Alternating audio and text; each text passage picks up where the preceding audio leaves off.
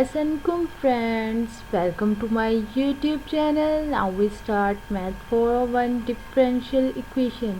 इससे पहले कि मैं नेक्स्ट प्रोसीड करूँ, अगर आप लोग मेरे चैनल पर न्यू हैं और आप लोगों ने मेरे चैनल को अब तक सब्सक्राइब नहीं किया है तो प्लीज़ सब्सक्राइब माय चैनल ताकि आप लोगों को न्यू आने वाली अप टू डेट मिल सके. Now we start. Letter number 3, separable equations.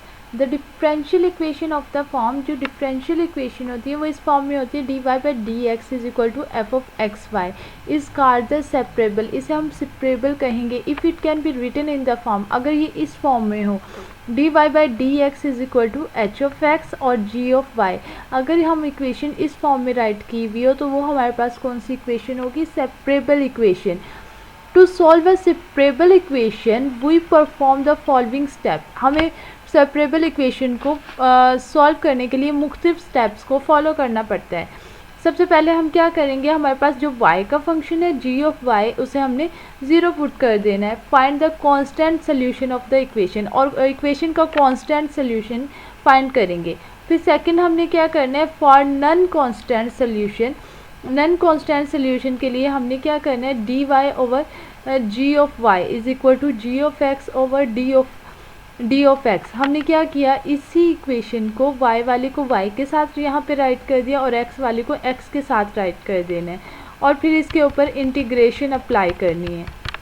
ये देखिए यहाँ पे हमने इसके ऊपर इंटीग्रेशन अप्लाई की 1 over G of Y D of Y. ये पूरा फंक्शन हमारा जो है ये कैपिटल जी ऑफ वाई के इक्वल हो गया और ये वाला फंक्शन पूरा कैपिटल एच ऑफ एक्स के प्लस सी. जब हम इंटीग्रेशन करते हैं तो हम लास्ट में एक कांस्टेंट ऐड करते हैं, वो see. We list the entry constant and the non constant solution to avoid the repetition. यानी हमें रेपिटेशंस अवॉइड करनी चाहिए, यानी एक ही प्रोसेस बार बार नहीं करना चाहिए. If you are given a IVP initial value problem, use the initial condition to find the particular solution. हमें क्वेश्चन में इनिशियल वैल्यू कंडीशन भी दी गई होगी, उसे भी हमने क्वेश्चन में पुट करना है. Not that, no need to use constant of integration. हमें constant of integration में ज़रूरत नहीं होती of integration because C1 and C minus C2 is equal to C. कि हम ये वाला स्टेप करें. The constant of the integration may be reliable in conventionally way, यानी उसे हम आसानी से सॉल्व कर सकते हैं. Since particular solution may contain with a constant solution, step 3 is important. जो हमारे पास स्टेप 3 है वो बहुत ज़्यादा इम्पोर्टेंट है, मतलब उसमें कोई भी रेपिटेशन ना हो. Now come to our example. ये देखिए फर्स्ट हमारे पास एग्जाम्पल है find the particular solution of. इसका हमने पार्टिकुलर सोल्यूशन फाइंड करना है. कैसे फाइंड करें, D Y by D X Y square minus 1 over X. ये हमारे पास इनिशियल वैल्यू प्रॉब्लम है, y is equal to 1 is equal to 2, यानी y ऑफ x, x is equal to यहाँ पे हमारे पास जो x है वो इक्वल होगा हमारे पास 1 के. x इज इक्वल टू 1 और y हमारे पास जो इक्वल है वो हमारे पास इक्वल है 2 के. ये कंडीशन हमने अपने क्वेश्चन में यूज़ करनी है. सबसे पहले हमने क्या करना होता है, हम फर्स्ट ऑफ ऑल अपनी जो हमारे पास y का फंक्शन है उसे हमने 0 के इक्वल पुट करना था. y square minus 1 is equal to 0, ये 1 इस साइड पे चला जाएगा तो ये हमारे पास हो जाएगा पॉजिटिव 1. अब हमने दोनों तरफ अंडर रूट ले लेना है तो ये हमारे पास y इक्वल आएगा प्लस माइनस 1 की. ये देखिए यहाँ पे हमारे पास जो y है वो इक्वल है प्लस माइनस 1 के. री राइट द इक्वेशन. इस इक्वेशन को हमने अगेन कैसे राइट किया, उसी फॉर्म में, यानी हमने y वाले को सेपरेट कर लिया और x वाले को सेपरेट कर दिया. y माइनस 1 यहाँ पे था, ये यहाँ पे आके डिवाइड हो गया, ये वाली वैल्यू डी ऑफ एक्स यहाँ थी तो ये इधर आके मल्टीप्लाई हो गई. नेक्स्ट हमने क्या किया, हमने इसे सॉल्व करने के लिए इसे 2 पार्ट्स में डिवाइड कर लिया. ये हमने कैसे किया, मतलब अगर हम इन दोनों को वो मल्टीप्लाई करते हैं तो ये हमारे पास क्या आ जाता है, y माइनस 1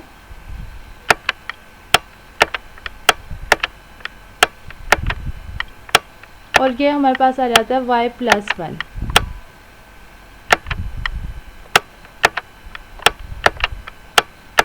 ये आ जाता है, हम इसके अगर एलसीएम ले तो ये हमारे पास ये वैल्यू आ जाती है. अब हमने ये वाली वैल्यू यहाँ पे हम अगर राइट करें y प्लस 1 y प्लस 1 फिर ये minus Y plus one, minus Y plus one. अब देखिए अगर हम इसे सॉल्व करें तो ये वाला y इस वाले y के साथ हमारा कैंसिल हो जाता है, तो ये हमारे पास आ जाएगा 2y minus one Y plus one. इस 2 को ख़त्म करने के लिए हम इसे 1/2 से यहाँ पे डिवाइड कर देते हैं और इसकी हम इंटीग्रेशन ले लेते हैं। इस साइड पे भी हमने इंटीग्रेशन ले ली है 1/x डी ऑफ एक्स की। फिर नेक्स्ट हमने क्या किया, जब हम इंटीग्रेशन लेंगे इसकी यानी फर्स्ट वाले की इंटीग्रेशन, तो ये natural log of y minus one आ जाएगा, और सेकंड वाले की इंटीग्रेशन लेंगे minus natural log y plus one आ जाएगा। नेचुरल लॉग का एक रूल है, अगर लॉग y माइनस वन और minus log y plus one अगर ये माइनस में हो तो हम इन्हें डिवाइड में राइट कर सकते हैं, इसलिए हमने यहाँ पे इन दोनों को डिवाइड में राइट किया और ये हमारे पास आ जाएगा natural log of x plus C एक कांस्टेंट आ गया। ये देखिए नेक्स्ट हमने ये वाला हमारे पास आ गया इसका सोल्यूशन। अब हमने इनिशियल वैल्यू प्रॉब्लम को यूज़ करना है जो हमने स्टार्ट में डिफाइन की थी, x इज इक्वल टू 1 और y इज इक्वल टू 2। अब हमने x की जगह पे यहाँ पे हमने 1 पुट कर देना और y की जगह पे हमने 2 पुट कर देना। 2 माइनस 1 तो 1 आ जाएगा और 2 प्लस 1 तो ये हमारे पास 3 आ गया। और यहाँ पे हमने natural log of 1, natural log of 1, natural log of 1 जो होता है वो हमारा इक्वल होता है 0 के, तो ये हमारे पास आ गया 0। तो ये हमारे पास हो गया 0 के इक्वल और ये पूरी वैल्यू बाकी इधर जो आई है वो हमारे पास हो गई c के इक्वल, तो ये हमारे पास c के इक्वल आ गई। We see the next example, solve the differential equation. अब ये हमारे पास दूसरी डिफरेंशियल इक्वेशन है, इसे हमने सॉल्व करना है। तो सबसे पहले हम क्या करते हैं, हम इस इक्वेशन y वाली इक्वेशन को राइट करते हैं 0 के इक्वल। अब देखिए यहाँ से हमने अगर हम इसे 0 के इक्वल राइट करते हैं, नो कांस्टेंट एग्जिस्ट, यहाँ पे कोई कांस्टेंट एग्जिस्ट ही नहीं करता, because the solution has no real root, और इसका सोल्यूशन कोई रियल रूट में नहीं है। तो हमने पहले क्या करना है, हमने इन दोनों को सेपरेट कर लेने हैं, यानी y वाले एक साइड पे कर लेने और t वाले एक साइड पे कर लेने। अब यहाँ पे t का कोई नहीं था तो हमारे पास ये जो पूरी वैल्यू थी ये इधर आके y के नीचे डिवाइड हो गई और ये हमारे पास आ गया d ऑफ t। यहाँ पे हम इसकी इंटीग्रेशन लेंगे। अब हमने इसे कैसे सॉल्व करना है नेक्स्ट देखते हैं। हमने ये यहाँ पे राइट किया 1/1 प्लस 1 वाई स्क्वायर, ये हमने यहाँ पे राइट किया। जब हम इसका एलसीएम लेंगे नीचे वाले का तो ये हमारे पास होगा y square plus 1 divided by y square. अब वाई स्क्वायर डबल डिवीजन में आ रहा है तो ये हमारे पास ऊपर चला गया y square over y square plus 1। अब ये हमारे पास 1 minus 1 over y square plus 1 ये कैसे आया। अब हमने क्या करना है, हमने वाई स्क्वायर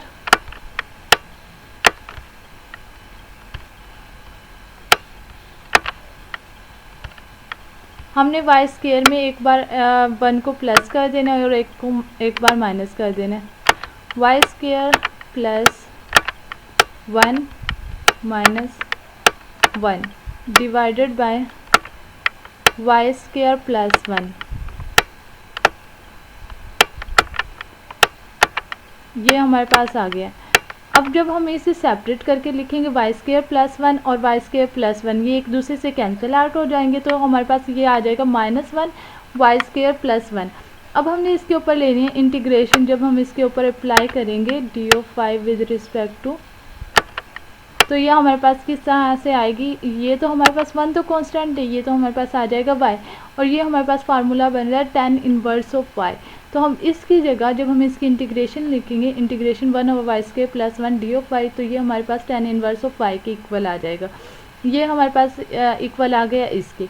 और हमारे पास सेकेंड साइड पे क्या था, इंटीग्रेशन थी खाली डी ऑफ t, तो यहाँ पे t प्लस सी, ये t के साथ एक कॉन्स्टेंट आ गया t प्लस सी, तो ये हमारे पास इसका सोल्यूशन आ गया। We see the next example, ये देखिए हम नेक्स्ट एग्जांपल देखते हैं। D Y by d t 1 plus t square plus y square plus t square y 0 is equal to 1। यहाँ पे सबसे पहले हमने इसके फैक्टर्स बना लेने। ये देखिए 1 plus t square plus y square plus t square plus y, यहाँ से हम 1 कॉमन लेंगे तो ये हमारे पास 1 प्लस टी स्केयर आएगा। यहाँ से हम वाई को कॉमन लेंगे, वाई स्केयर को, तो ये 1 प्लस टी स्केयर आ जाएगा। तो हमने यहाँ पे 1 प्लस टी स्केयर 2 टाइम आ रहा है तो इसे हम 1 प्लस टी स्केयर राइट करेंगे, और यहाँ पे 1 प्लस वाई स्केयर, इस तरह से हमने इसके फैक्टर बना लेने। तो फर्स्ट ऑफ ऑल हम क्या करते हैं, वाई वाले फैक्टर को 0 के इक्वल रखते हैं। 1 plus y square is equal to 0, ये हमने इसको 0 के इक्वल रखा है फॉर कांस्टेंट सोल्यूशन। अब हम नॉन कांस्टेंट सोल्यूशन के लिए क्या करते हैं, इन फैक्टर्स को सेपरेट कर लेते हैं, टी वाले को भी सेपरेट करते हैं और वाई वाले को। अब ये देखिए ये हमारे पास इक्वेशन है d Y by d t. अब ये वाई वाले फैक्टर इधर आके हमारे पास डिवाइड हो गया और ये टी वाला फैक्टर यहीं पे रहा है, इसे हमने डी टी से मल्टीप्लाई कर दिया। अब हमने दोनों तरफ इंटीग्रेशन ले लेनी है। अब हमारे पास जो फर्स्ट वाली वैल्यू है 1/1 प्लस वाई स्क्वायर, तो ये हमारे पास फार्मूला बन रहा है 10 इनवर्स ऑफ y का, ये हमारे पास 10 इनवर्स ऑफ y आ गया। अब हमने इसकी इंटीग्रेशन करनी है, तो इसकी इंटीग्रेशन अगर हम 1 की इंटीग्रेशन करते हैं तो वो हमारे पास से t आ जाता है। अब हम इसकी इंटीग्रेशन करेंगे, t की पावर में एक पावर ऊपर भी ऐड कर देंगे और एक पावर हम नीचे भी ऐड कर देंगे, तो ये हमारे पास हो जाएगा 2 + 1, तो ये हमारे पास हो जाएगा 3/2 + 1, तो ये हमारे पास 3³/3 + c, तो ये हमारे पास ये वैल्यू आ जाएगी इसकी। नेक्स्ट हमने इसे राइट कर दिया, y यहीं पे रहा, 10 इनवर्स 10 उधर जाके इसका इन्वर्स ख़त्म हो जाएगा, 10t + t³/3 + c, तो ये हमारे इसके इक्वल आ जाएगा। नेक्स्ट देखिए हमारे पास ये इनिशियल वैल्यू कंडीशन थी, अब इस कंडीशन को हमने यहाँ पे पुट करना है। हाँ हमारे पास क्या था, इसमें हमारे पास जो t था वो is equal to t is equal to 0, t हमारे पास 0 के इक्वल है और y हमारे पास जो इक्वल है वो हमारे पास y इक्वल है 1 के। अब हमने जहाँ पे t था वहाँ पे 0, अब यहाँ पे हम 0 पुट करेंगे, ये भी 0, ये वाली वैल्यू भी कंप्लीट 0, और y इज़ इक्वल टू 1, यहाँ पे हमारे पास जस्ट c बचा है, तो ये हमारे पास यहाँ पे c 10 इनवर्स y की जगह हम 1 पुट करेंगे, 10 इनवर्स ऑफ 1 इक्वल होता है π/4 के। अब ये हमारे पास आ गया π/4 c की वैल्यू। अब हमने इस c की वैल्यू को यहाँ पे इस इक्वेशन में पुट कर देना है। नेक्स्ट हम देखते हैं, ये देखें हमने यहाँ पे c की वैल्यू को पुट कर दिया, 10 inverse of y t + t³/3 + π/4, ये 10 उधर जाके उधर चला जाएगा, तो ये हमारे पास इस तरह से ये इक्वेशन हो जाएगी t + t³/3 + π/4। नेक्स्ट इक्वेशन देखिए, ये भी सेम इसी तरह से सॉल्व करनी है। फर्स्ट इसमें हमारे पास है 1 + y। अब हमने इसे dy/dx की फॉर्म में लेके आनी है, हम इस वाली वैल्यू को दूसरी साइड पे ले जाएंगे।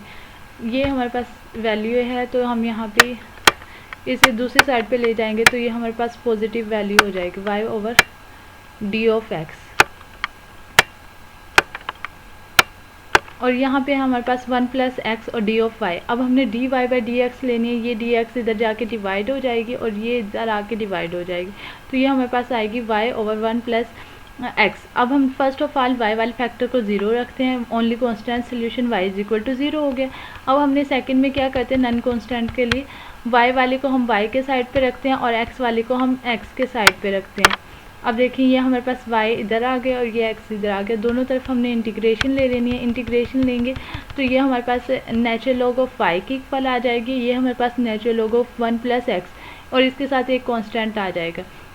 अब हमने नेचुरल लॉग को ख़त्म करने के लिए दोनों साइड पे e से एक्सपोनेंशियल ले लेंगे। यहाँ पे भी हमारे पास नेचुरल लॉग ऑफ y था ना, तो ये हमारे पास दोनों साइड पे हमने ले लिया है एक्सपोनेंशियल e की power natural log of y। अब ये e की पावर और ये वाली चीज़ कैंसिल आउट हो जाएगी एक दूसरे से, तो ये हमारे पास आ जाएगा y is equal to 1 + x e की c1। e की c1 को हम c का नाम दे देते हैं, ये y is equal to c1 + x। ये इस तरह से भी हम सॉल्व कर सकते हैं। सेकंड वे ये कि हमारे पास जो वैल्यूज़ हैं यहाँ पे हमने जो राइट किया natural log of y + natural log 1 + x + natural log of c।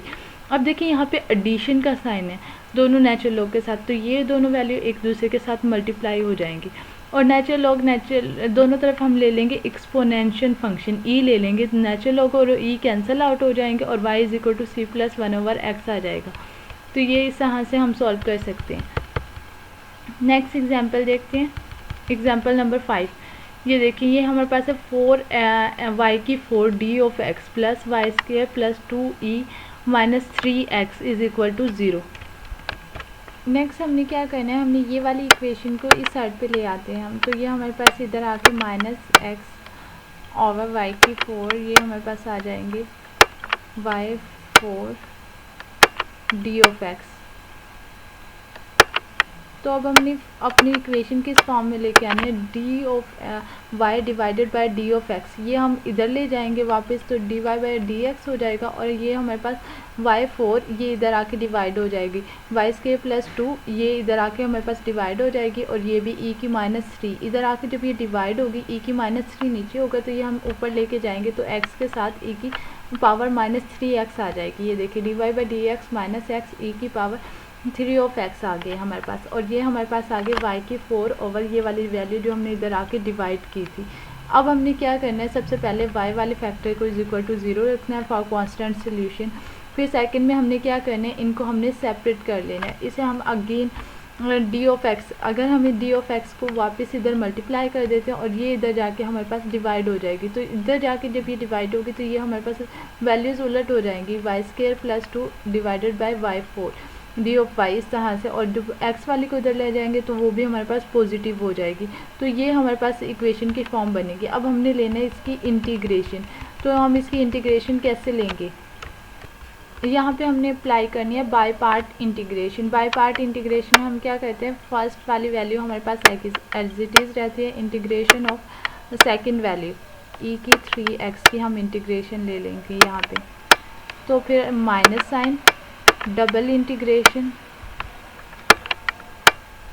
ई की 3x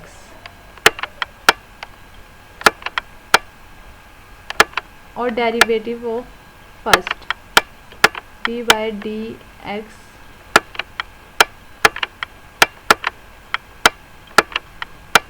ये हमारे पास आ गया इंटीग्रेशन। अगर हम इसकी इंटीग्रेशन लें तो हम इस तरह से लेंगे, first x as it is, इसकी हम इंटीग्रेशन लेते हैं तो हमारे पास आ जाता है 1/3 ई की 3x, और जब हम इसकी अगेन डबल इंटीग्रेशन लेंगे तो ये हमारे पास हो जाएगा 1/3 2 टाइम हो जाएगा, और ये 1/9 हो जाएगा, और x का डेरिवेटिव 1 होगा। तो ये हमारे पास इस तरह से इस वाली इक्वेशन को जब हम इंटीग्रेशन लेंगे तो ये हमारे पास ये वाली वैल्यूज़ आ जाएगी। अब नेक्स्ट हमने क्या करना है, सेकंड वाले को पहले ये हमारे पास कट हो जाता है, यहाँ पे आ जाएगा हमारे पास आ जाएगा y की -2, y की -2 की जब हम इंटीग्रेशन लेंगे -2 पावर में एक पावर ऐड, तो -1 नीचे भी -2 + 1, तो ये माइनस का y आ गया। तो ये हमारे पास जो सेकंड वाली वैल्यू है 2 y की पावर -4, ऊपर जाके हम 2 एज इट इज़ y की पावर -4 में +1 ऐड करेंगे, तो ये हमारे पास -3, नीचे भी हमारे पास -3, तो ये इस फॉर्म में हमारे पास इक्वेशन बन जाएगी।